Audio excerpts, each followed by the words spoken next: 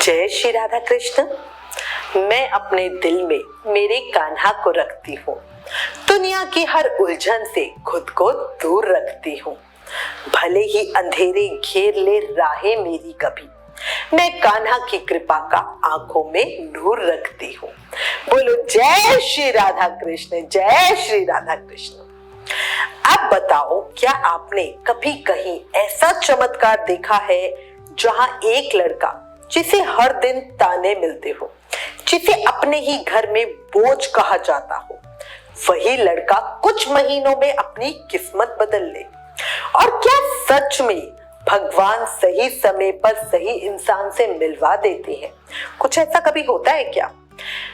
जो कोई सुनेगा दुखी होगा तो उसे लगेगा नहीं, सब ये बेकार की बातें, ऐसा कुछ नहीं होता।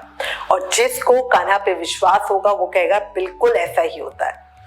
आज जो प्रसंग मैं आपको सुनाने जा रही हूँ, ये किसी फिल्म की कहानी नहीं है, ये एक ऐसे व्यक्ति का सच्चा अनुभव है। और यकीन मानिए, इस कहानी का हर मोड़ आपको अंदर तक महसूस होगा, क्योंकि हर किसी की जिंदगी में कुछ ना कुछ ऐसा उथल पुथल होती ही है। तो प्लीज अंत तक जरूर सुनिएगा। अगर आपको नहीं सुनना तो अभी वीडियो बंद कर दो, बट एक बार स्टोरी शुरू होने के बाद वीडियो छोड़ना नहीं। हरियाणा के रेवाड़ी शहर की तंग गलियों में, जहां सुबह की शुरुआत चाय की भाप और रिक्शों की आवाज से होती है, वहीं एक छोटा सा घर था जहां रहता था विभोर, 26 साल का एक लड़का, जिसकी आंखों में बड़े बड़े सपने थे, लेकिन हालात बहुत छोटे थे। कहा जाता है कि उसका बचपन बिल्कुल आसान नहीं था। जब वो छोटा सा था तो उसकी माँ उसे छोड़कर चली गई और उसके 2 छोटे भाई भी थे। घर में फिर उसकी सौतेली माँ आई, सावित्री, क्योंकि जब 3 बच्चे घर में ना तो हर किसी को लगता है कि माँ तो होनी ही चाहिए। अच्छा, जो सौतेली माँ थी वो मेहनती तो बहुत थी, लेकिन उसके शब्द बहुत कठोर थे, जबान बहुत कड़वी। विभोर पढ़ाई में बहुत अच्छा था, इतना कि उसने बीकॉम में पूरे कॉलेज में टॉप किया था। कॉलेज के आखिरी साल में जब उसे मंच पर बुलाया गया और प्रोफेसर ने उसको मेडल पहनाया, तो उसके पिता राम प्रसाद की आंखें गर्व से चमक रही थी और उनको लग रहा था कि मेरा बेटा कुछ बड़ा करेगा। राम प्रसाद जी की एक उम्मीद थी विभोर। वो अपने दोस्तों को भी छाती ठोक कर कहते थे कि देखना मेरा बेटा क्या करेगा। और उस दिन कॉलेज की तरफ से मेडल के साथ विभोर को 5,000 रुपए का नगद पुरस्कार भी मिला, जो उसने अपने पिता को दे दिया। लेकिन ग्रेजुएशन के बाद जिंदगी ने विभोर को वो मौके नहीं दिए जिनकी उसे उम्मीद थी। वो एमकॉम करना चाहता था। उसका मानना था कि और पढ़ाई उसे और अच्छी नौकरी दिला सकती है, जिससे वो अपने परिवार का बोझ हल्का कर सकेगा। एक रात खाना खाने के बाद उसने अपने पिता से कहा, बाबा मैं एमकॉम करना चाहता हूँ, इससे मुझे और अच्छी नौकरी मिल सकती है। राम प्रसाद ने गहरी सांस ली। उसके चेहरे पर उदासी थी और बोला, बेटा हमारे हालात ऐसे नहीं है कि हम तीनों बच्चों को पढ़ा सके। तूने बीकॉम कर लिया है, अब कोई नौकरी ढूंढ ले। ज्यादा पढ़ लिख कर क्या करेगा, तुझे अपने भाइयों का भी देखना है। राम प्रसाद की बात में मजबूरी थी। उसकी राम प्रसाद के ने बहुत छोटी सी किराने की दुकान थी जो गणेश नगर के मुख्य बाजार में थी। और अब है ना, जैसे जैसे ऑनलाइन का जमाना आ रहा है ना, हर किसी को पता है कि दुकानों पे पहले जैसी भीड़ या कमाई नहीं रही है। मंदी का जोर था, ग्राहक कम हो गए थे और जो आते थे वो इतना मोल भाव करके सामान लेते थे। सावित्री हर महीने हिसाब लगाती और राम प्रसाद से शिकायत करती कि कितना कम कमाते हो, इससे क्या होगा, ये बच्चे बस खर्च बढ़ा रहे हैं, ऐसे तो घर नहीं चलेगा। विभोर ने नौकरी की तलाश शुरू की। उसने रेवाड़ी के स्थानीय दफ्तरों से लेकर दिल्ली और गुड़गांव के बड़े बड़े ऑफिसों तक हर दरवाजा खटखटाया। उसका रिज्यूमे, जिसमें उसके कॉलेज टॉपर होने का जिक्र था, कई बार कंपनियों के डेस्क तक पहुंचा, लेकिन जवाब हमेशा एक जैसा था, अनुभव नहीं है, एक्सपीरियंस नहीं है, हम आपको फिर बुलाएंगे, बाद में बुलाएंगे। देखो, पढ़ाई ठीक है, बट नौकरी मिलना भी ना आसान नहीं होता। महीनों की कोशिशों के बाद भी जब कुछ हासिल नहीं हुआ तो विभोर का आत्मविश्वास डगमगाने लगा, क्योंकि एक बार तो बंदे को लगता है यार मैं कॉलेज का टॉपर हूं, मुझे तो बड़े आराम से नौकरी मिल जाएगी। पर जब वो उम्मीदें टूटती है ना तो इंसान अंदर से टूट जाता है। हर रात जब वो थक हार कर घर लौटता तो सावित्री का एक नया ताना उसका इंतजार कर रहा होता। पढ़ लिख कर साहब बन गए हो तुम, अब क्या घर बैठकर रोटियां ही तोड़ते रहोगे। ये सावित्री के शब्द होते थे और इन शब्दों से विभोर का दिल है ना बुरी तरह छलनी हो जाता था। ये शब्द उसको तीर की तरह चुभते थे। वो चुपचाप अपने कमरे में चला जाता। उसके कमरे में एक छोटा सा मंदिर था जिसमें श्याम बाबा की तस्वीर थी। उस तस्वीर को देखकर उसे बड़ा सुकून मिलता था। उसको कोई पूजा पाठ मंत्र जाप कुछ नहीं आता था, बस एक कहते ना हार्ट टू हार्ट कनेक्शन होता है, बस उसका बाबा के साथ वो वाला कनेक्शन था। वो दीपक जलाता, हाथ जोड़ता और कहता बाबा मुझे रास्ता दिखाओ, मैं हार नहीं मानूंगा, मुझे रास्ता दिखाओ। एक शाम सावित्री ने बहुत गुस्से से कहा तू अपने श्याम बाबा से नौकरी क्यों नहीं मांगता है? दीपक में घी तो रोज भर भर के डालता है, तेरे को नौकरी तो कहीं मिलती नहीं। तू रोज उनकी पूजा करता है, शायद तेरी आवाज उन तक नहीं पहुंच रही। विभोर ने बड़े शांत उसमें जवाब दिया, मैं रोज अरदास करता हूँ माँ, बाबा सुन रहे हैं, बस सही वक्त का इंतजार है। लेकिन सावित्री हंसते हुए कहती, हाँ तुझे पूजा करनी नहीं आती होगी इसीलिए बाबा तेरी सुन नहीं रहे हैं। और इस तरह के ताने है ना विभोर को बहुत गहरी मानसिक चोट देते थे, लेकिन वो करता भी क्या, हमेशा चुप ही रहता। उसका विश्वास था कि श्याम बाबा उसकी पुकार जरूर सुनेंगे और एक समय उसका भी आएगा। विभोर का कमरा बहुत छोटा सा था, लेकिन उसकी दुनिया बस उसी कमरे में थी जहां वो आजादी महसूस करता था। एक पुरानी लकड़ी की अलमारी थी जिसमें उसके कॉलेज के सर्टिफिकेट्स और मेडल्स धूल खा रहे थे। वो जब भी निराश होकर घर लौटता अपनी अलमारी खोलता और अपने मेडल्स को देखता और खुद से सवाल करता, मैंने इतनी मेहनत की फिर भी मैं कुछ क्यों नहीं कर पा रहा हूँ। लेकिन जवाब सिर्फ सन्नाटा होता। बाबा की तरफ देखता और उनसे पूछता, बाबा कब आएगा मेरा समय, कब आएगा। कमरे से निकलते ही वही सावित्री के ताने उसे मिलते। वो हमेशा उसे कुछ ना कुछ सुनाती ही रहती थी।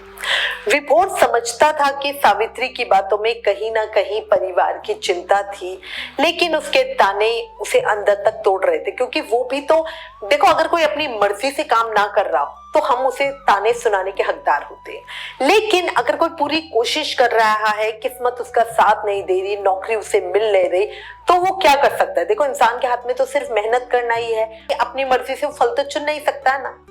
जिंदगी ने उसे कोई मौका ही नहीं दिया तो बेचारा करे ही क्या।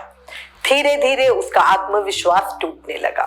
रोज श्याम बाबा के सामने बैठकर बोलता, बाबा कुछ तो करो, आप ही मेरा सहारा हो, आप ही मेरा सहारा हो। पर कुछ भी नहीं हो रहा था। एक दिन उसके पिता उसे एक गैराज में ले गए जो उनके दोस्त का था, और वहां अपने दोस्त को उन्होंने बोला कि यार इसको कुछ काम पे लगा दे। तो दोस्त ने उसे एक पुरानी गाड़ी दे दी और बोला कि गाड़ी चलाना शुरू कर दो। विभोर के लिए ये काम आसान नहीं था। जो लड़का कॉलेज का टॉपर था आज वो टैक्सी चला रहा था। नौकरी 15,000 रुपए की थी और गाड़ी गुड़गावा और रेवाड़ी के बीच चलानी थी। उसने एक बात तय कर ली थी कि मैं हार नहीं मानूंगा, जिंदगी मुझे जो भी दे रही है मैं उसका सामना करूंगा। विभोर ने गाड़ी के डैशबोर्ड पर श्याम बाबा की एक छोटी सी तस्वीर लगाई। वो तस्वीर ही उसका सहारा थी। धीरे धीरे 3 महीने बीत गए। जिसको एसी ऑफिस में बैठना था वो धूप में गाड़ी चला रहा था। उसकी जिंदगी एक रूटीन सी बन गई थी। सुबह से रात तक गाड़ी चलाता, घर आकर माँ के ताने सुनता। लेकिन एक दिन सब कुछ बदल गया, क्योंकि जिंदगी में चमत्कार होना तो तय है। और मैं ये कहती हूँ ऊपर देर है पर अंधेर नहीं है, समय बदलता जरूर है। एक सुबह जब वो अपनी गाड़ी की सफाई कर रहा था तो उसे एक बुकिंग मिली। सवारी एक परिवार का था, एक बुजुर्ग दंपत्ति थे और उनकी बेटी। तो बुजुर्ग ने उन्हें फोन पर कहा कि हमें खाटू श्याम मंदिर जाना है राजस्थान में, हमारे साथ चलोगे? विभोर ने पूछा कि भाई वो कहाँ है? तो बुजुर्ग ने हंसते हुए कहा कि अरे उसकी तुम चिंता मत करो, रास्ता वगैरह हम तुम्हें सब बता देंगे। विभोर ने गाड़ी स्टार्ट की, परिवार को उनके घर लेने पहुंचा। बुजुर्ग दंपत्ति उससे बड़े प्यार से मिले और उनकी एक बेटी थी नेहा, जो बड़ी शांत स्वभाव की थी। शर्मा जी ने कहा, बेटा हम हर साल श्याम बाबा के दर्शन करने जाते हैं, इस बार नेहा भी हमारे साथ है। विभोर ने मुस्कुराकर हामी भर दी। रास्ते में शर्मा जी ने श्याम बाबा की कहानियां, उनके चमत्कार, बहुत सारी बातें बताई। श्याम बाबा हर भक्त की पुकार सुनते हैं, ये उन बुजुर्ग दंपत्ति का अटूट विश्वास था और वो विभोर से भी बस यही कह रहे थे, बस सच्चे मन से अरदास करो, फिर बाबा का चमत्कार देखो। और विभोर चुपचाप सुन रहा था। वो मन ही मन कह रहा था कि बाबा मैं भी तुमसे बस यही प्रार्थना करता हूँ। उसने गाड़ी के डैशबोर्ड पे लगी श्याम बाबा की तस्वीर की ओर देखा और मन कहा, बाबा आज मैं आपके दरबार आ रहा हूँ, मेरी भी सुन लो, मुझे अपने दर्शन दो। खाटू श्याम दरबार पहुंचने पर मंदिर के बाहर जय श्री श्याम की गूंज सुनकर विभोर की आंखें नम हो गई। मंदिर का परिसर भक्तों से भरा हुआ था। हवा में अगरबत्तियों की खुशबू और भजनों की मधुर ध्वनि थी। विभोर ने गाड़ी में लगी श्याम बाबा की तस्वीर को देखा और बोला, क्या मैं आपके मंदिर आ गया? क्या वाकई आज आप मुझे दर्शन दोगे? अब विभोर ने शर्मा जी से पूछा, क्या मैं भी दर्शन करने के लिए चल सकता हूँ? शर्मा जी ने मुस्कुराते हुए कहा, अरे ये भी कोई पूछने की बात है, बाबा तो सबके हैं, तुम भी चलो। विभोर ने गाड़ी पार्किंग में लगाई और परिवार के साथ मंदिर की ओर चल पड़ा। लाइन में खड़े होने से पहले उसने अपने जूते उतारे, हाथ पैर धोए, मन ही मन बाबा से बात की। बाबा आपकी कृपा से आज मैं पहली बार आपके दर्शनों को आया हूँ। आपने मेरी जिंदगी में मुझे इतना बड़ा मौका दिया ना, अब मुझे आपसे कोई शिकायत नहीं, कोई शिकवा नहीं, अब बस मुझे और कुछ नहीं चाहिए। बस मेरे परिवार को संभाल लेना, मेरे परिवार को संभाल लेना। मंदिर के अंदर जाकर श्याम बाबा को देखकर उसका मन बहुत शांत हो गया, बहुत शांत। मतलब कई बार है ना, हमें अपनी जिंदगी से बहुत तरह की शिकायतें होती हैं, मेरे साथ ये नहीं हुआ, मुझे ये करना था, ये नहीं हुआ, ठाकुर जी आपने मुझे ये नहीं दिया। बट कई बार जब आप अपने आराध्य के, अपने प्रभु के सामने जाते हो ना, ऐसा लगता है बस जीवन यही थम जाए, समय यही रुक जाए और बस आप और आपके प्रभु एक दूसरे को देखते रहे। बाबा की आंखों में ऐसी चमक थी मानो श्याम बाबा विभोर से कह रहे हो, बेटा मैं तेरे साथ हूँ। बस विभोर की आंखों से ऐसे टप टप टप टप आंसू बहने लगे ना। उसने हाथ जोड़े और बोला, बाबा मुझे अपने भाइयों का भविष्य बनाना है, पापा का साथ देना है और माँ के मन में मेरे लिए थोड़ा सा प्यार डाल दो, बस मुझे और कुछ नहीं चाहिए। मैं हर महीने आपके दर्शन करने आऊंगा। दर्शनों के बाद उसने फैसला किया कि वो इस सवारी से पैसे नहीं लेगा, ये मेरे बाबा का तोहफा है। क्योंकि देखो बहुत बड़ी बात होती है कि कोई हमें हमारे आराध्य से मिला दे। जब उसने शर्मा जी को कहा कि भाई मैं आपसे पैसे नहीं लूंगा और आपकी वजह से मुझे पहली बार श्याम बाबा के दर्शन हुए, तो शर्मा जी की भी आंखें भर आई और बोले, बेटा तू बहुत नेक इंसान है, तेरे साथ सब बहुत अच्छा होगा। अब ये उन्होंने कहा। नेहा ने भी मुस्कुरा कर कहा, आप जैसे लोग अब दुनिया में कम ही मिलते हैं। विभोर की आंखों में आंसू थे, लेकिन मन में एक अजीब सा सुकून था, शांति थी। उसे लगा कि बाबा ने उसकी अरदास सुन ली है। खाटू श्याम दरबार से लौटते वक्त विभोर का मन बहुत हल्का था, बहुत हल्का। रात का समय था और हाईवे पर उसकी गाड़ी तेजी से दौड़ रही थी। शर्मा जी और उनका परिवार पीछे की सीट पे बैठा था। श्याम बाबा के भजनों की, उनके चमत्कार की, उनकी कहानियों की बातें चल रही थी।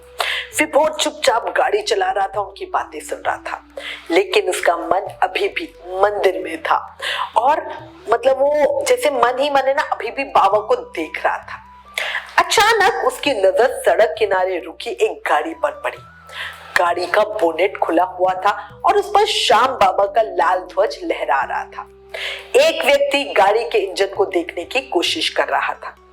विभोर ने अपनी सवारी से पूछा, शर्मा जी क्या मैं इनकी मदद कर सकता हूँ? शर्मा जी ने कहा, हाँ हाँ बेटा, क्यों नहीं, तुम ड्राइवर हो, कुछ तो जानते ही होगे, इतनी रात में किसी की मदद करना ही तो नेकी का ही काम है। विभोर ने गाड़ी साइड में रोकी और उस व्यक्ति के पास गया और उससे कहा, जय श्री श्याम। उस व्यक्ति ने भी प्यार से कहा, जय श्री श्याम। यही पता है श्याम प्रेमी होने का ना एक सबसे बड़ा वो होता है, जब भी आप जाओ और बस किसी को जय श्री श्याम कर दो ना, उसको आप अपने ही लगोगे। अब विभोर ने पूछा कि क्या हो गया है, तो उन्होंने बोला, बेटा गाड़ी बंद हो गई है, कुछ समझ नहीं आ रहा है। अब उस व्यक्ति की उम्र है ना कोई 50 साल के करीब की होगी। वो साधारण से कपड़ों में थे, लेकिन उनकी बातों से लग रहा था कि वो किसी बहुत अच्छे पद पर है। गाड़ी में एक अंदर महिला भी बैठी थी जो शायद उनकी पत्नी थी। विभोर ने कहा कि अगर आपको बुरा न लगे तो क्या मैं गाड़ी देखूं? अब विभोर को गाड़ियों की बहुत ज्यादा समझ नहीं थी, बट देखो जो पढ़े लिखे बच्चे होते हैं ना, उनका दिमाग वैसे ही तेज होता है। और ये 3 महीने ड्राइविंग करते हुए ना उसे कुछ छोटी मोटी समस्याओं की ठीक ठाक नॉलेज हो गई थी। अब विभोर ने फोन की बैटरी खोली और इंजन को देखा और कुछ तारों को चेक किया। तकरीबन 20 मिनट की मेहनत के बाद गाड़ी स्टार्ट हो गई। वो व्यक्ति जिसका नाम तरुण था वो बहुत खुश हुआ और बोला, बेटा तूने मेरी बड़ी मदद की। उन्होंने विभोर से पूछा, तुम करते क्या हो? विभोर ने शर्मा जी की ओर देखा जो मुस्कुरा रहे थे। विभोर ने कहा, जी मैं टैक्सी चलाता हूँ, लेकिन मैंने बीकॉम किया है और अकाउंट्स में मैंने कॉलेज टॉप किया है। तरुण ने उनकी बात ध्यान से सुनी। अकाउंट्स में टॉपर और फिर गाड़ी चला रहे हो, टैक्सी क्यों चला रहे हो? विभोर ने हल्के से मुस्कुराते हुए कहा, जी नौकरी नहीं मिली, घर की जिम्मेदारियां बहुत ज्यादा है, तो कुछ तो काम करना ही था। तरुण ने अपनी जेब से एक बिजनेस कार्ड निकाला और कहा, बेटा तू अकाउंट्स में इतना अच्छा है तो मेरी फैक्ट्री है एक, तू कल आके मुझसे मिलना, शायद तेरे लिए मेरे पास कुछ काम हो। विभोर ने कार्ड लिया और जय श्री श्याम कह के दोनों विदा हो गए। अब उसे नहीं पता था कि शायद श्याम बाबा की कृपा उसके ऊपर इतनी जल्दी बरस जाएगी और ये एक कार्ड उसकी जिंदगी बदल देगा। जब वो अपनी गाड़ी में वापस बैठा तो शर्मा जी ने कहा, बेटा तूने आज बाबा का काम किया है, देखना बाबा तुझे जिंदगी में बहुत तरक्की देंगे। विभोर ने मुस्कुराकर हामी भर दी, लेकिन उसका मन उस कार्ड पर अटक गया था। रात को घर पहुंचा, उसने कार्ड को कमरे में बाबा श्याम की तस्वीर के पास ही रखा और मन ही मन कहा, बाबा क्या ये आपका इशारा है? क्या जिंदगी में कुछ होने वाला है? उसकी आंखों में एक उम्मीद थी, एक चमक थी। खाटू श्याम दरबार की यात्रा की जो यादें थी ना, वो उसके मन में बार बार घूम रही थी और मन शरीर इतना हल्का महसूस हो रहा था क्योंकि इतनी लंबी ड्राइविंग के बाद भी उसे थकान नहीं हो रही थी। अगले दिन ही वो तरुण जी से मिलने के लिए चल पड़ा। उसने अपने मालिक जहाँ पे टैक्सी ड्राइविंग का काम करता था उससे पूछा कि मुझे एक दिन की छुट्टी चाहिए। तो मालिक ने भी हंसते हुए कहा, विभोर तूने तो 3 महीने में एक भी छुट्टी नहीं ली है, जा आराम से जा। विभोर ने तरुण जी के जो कार्ड दिया था उस पर लिखा हुआ पता देखा। वो वाड़ी का एक औद्योगिक इंडस्ट्रियल एरिया में एक बड़ी सी फैक्ट्री का एड्रेस था। वो वहां पर पहुंच गया। उसके कपड़े साधारण थे, बट फेस पे ना पढ़े लिखे बच्चों के अलग ही एक तेज होता है। वो फैक्ट्री में पहुंच गया। फैक्ट्री का गेट बहुत बड़ा था और बाहर सिक्योरिटी गार्ड खड़े हुए थे। विभोर ने कार्ड दिखाया और कहा कि मैं तरुण जी से मिलने आया हूँ। अब गार्ड को लगा कि सेल्समैन वगैरह है, ज्यादातर इसी तरह के लोग आते हैं, और उसने बोला कि नहीं, इस तरह के कार्ड तो सर के तो बहुत लोगों के पास होते हैं, ऐसे तुम अंदर नहीं जा सकते। विभोर ने उन्हें कहा कि आप एक बार सर से बात कीजिए और बताइए उन्हें कि मैं आया हूँ। अब सिक्योरिटी गार्ड ने अंदर ऑफिस में फोन किया। अब उनको थोड़ा डाउटफुल लग रहा था क्योंकि ना सेल्समैन कई बार बहुत परेशान कर देते हैं, इसी वजह से सिक्योरिटी थोड़ी सी टाइट होती है। फिर भी उन्होंने अंदर फोन किया और तरुण जी विभोर को लेने खुद गेट पर आए। उन्होंने कहा, अरे बेटा तू आ गया। अब वो अपने साथ विभोर को ऑफिस में ले गए। तरुण का ऑफिस बड़ा और बड़ा आधुनिक सा था। दीवारों पर फैक्ट्री की तस्वीरें और अवार्ड्स लगे हुए थे। तरुण ने पूछा कि क्या काम है, तो विभोर ने अपनी अकाउंट्स की काबिलियत बताई और बताया कि भाई मैंने टॉप किया है उसमें, अकाउंट्स में मुझे बहुत अच्छी समझ है। तो तरुण जी ने कहा कि हमारे अकाउंट्स में कुछ तो गड़बड़ है। क्या? ये मेरे को नहीं पता, ये तू पता लगा सकता है। विभोर ने कहा मैं पता लगा सकता हूँ। तरुण ने उसे नौकरी पे रख लिया और 25,000 रुपए की तनख्वाह उसे ऑफर कर दी और बोला आज से ही तू यहाँ काम पे लग जा, बस मेरी फैक्ट्री को संभाले यही तेरा काम है। अब विभोर तो बड़ा खुश हो गया, वो खुशी से फूला नहीं समा रहा था। उसने सोचा श्याम बाबा ने ये तो अपनी बड़ी कृपा कर दी कि भाई आज से ही मुझे नौकरी मिल गई। बहुत खुश हो गया। उसे एक छोटा सा डेस्क दिया गया बैठने के लिए। वहां के कर्मचारी उसे एक नए लड़के के रूप में देखते थे, कोई एक्सपीरियंस या कोई बहुत ज्यादा उससे नहीं, लेकिन विभोर का ध्यान है ना पूरी तरह से अपने काम पे था।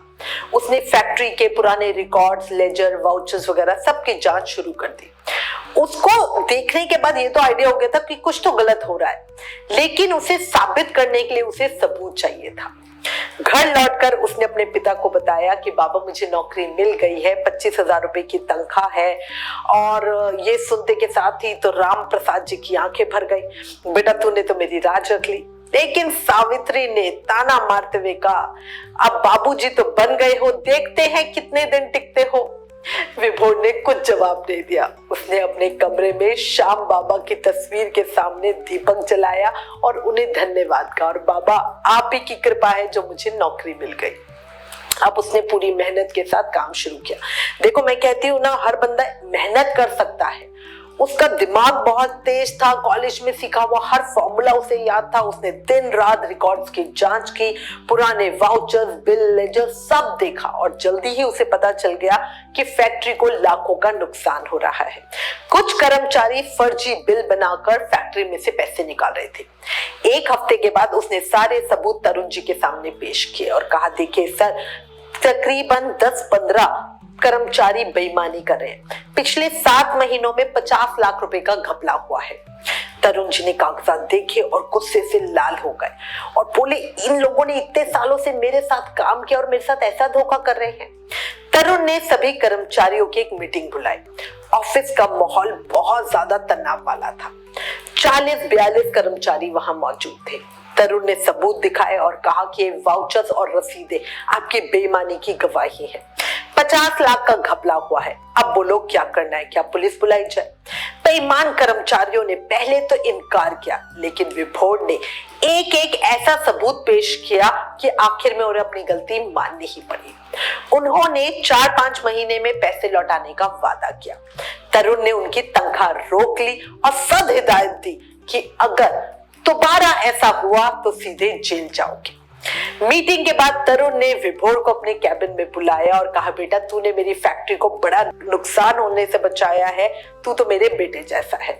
उन्होंने विभोर की तनख्वाह बढ़ाकर 50,000 रुपए महीना कर दी। विभोर की आंखें नम थी। उसने कहा ये सब श्याम बाबा की कृपा है। घर लौटकर उसने अपने पिता को सारी बात बताई। राम प्रसाद जी ने उसे प्यार से गले लगाया और बोला तूने आज हमारा सर ऊंचा कर दिया।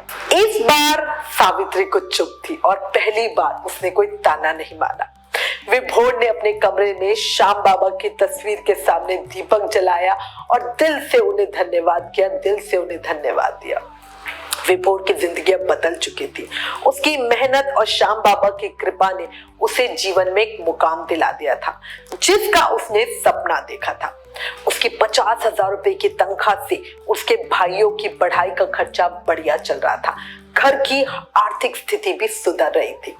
राम प्रसाद जी ने अपनी दुकान में और अधिक सामान भरा और अब सावित्री ने भी उसे ताने मारना बंद कर दिया था। एक दिन सावित्री ने विभोर से कहा बेटा तूने बहुत अच्छा किया, मुझे तुझ पर गर्व है। बस जो विभोर पूरी जिंदगी सुनना चाहता था अपनी माँ से, आज वही शब्द वो सुन रहा था और ये सुनते ही उसकी आंखें भर आई। उसे लगा श्याम बाबा ने उसकी मन की हर इच्छा पूरी कर दी। देखो उसने बाबा के दरबार में जब पहली बार दर्शन किए थे तो यही कहा था बाबा मेरे परिवार की आर्थिक स्थिति ठीक कर दो, मुझे नौकरी दिला दो, मेरी माँ मुझसे प्यार करे बस ऐसा कर दो। और देखो उसकी सारी इच्छाएं पूरी हो गई। जिस दिन अपनों से सम्मान मिल जाए वही दिन सबसे बड़ा त्योहार होता है ना। अब विभोर की जिंदगी पूरी तरह बदल गई, लेकिन उसने कभी घमंड नहीं किया। हर महीने वो बाबा के दरबार जाता और सिर्फ एक ही बात कहता, मुझे इतना देना कि मैं दूसरों की मदद कर सकूं और मुझे हमेशा अपने चरणों में रहना। रेवाड़ी की धूल भरी गलियों में जहां कभी वो निराश होकर भटकता था, अब वो गर्व के साथ चलता था। श्याम बाबा की कृपा से उसकी जिंदगी में एक नया सवेरा जो आया था, है ना।